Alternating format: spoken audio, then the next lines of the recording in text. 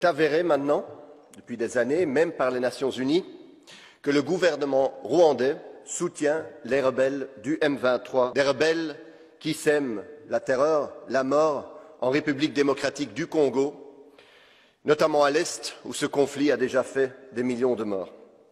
Nous savons donc toute la responsabilité du gouvernement rwandais. Et alors, que fait l'Union européenne, que font les pays européens? On s'attendrait à des sanctions.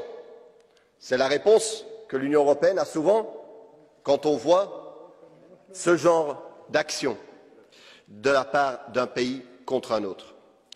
Mais non, non, les gouvernements européens décident aujourd'hui de renforcer leur coopération militaire avec le Rwanda.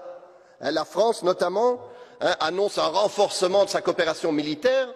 L'Union européenne va donner 20 millions au Rwanda pour sa participation au Mozambique.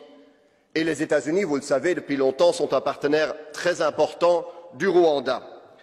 Tandis que vous savez qu'aujourd'hui, s'il y a un État qui vend des armes à la République démocratique du Congo, il doit notifier les Nations Unies, ce qui ralentit, voire empêche, évidemment, la livraison des armes à un pays trop souvent et si souvent agressé.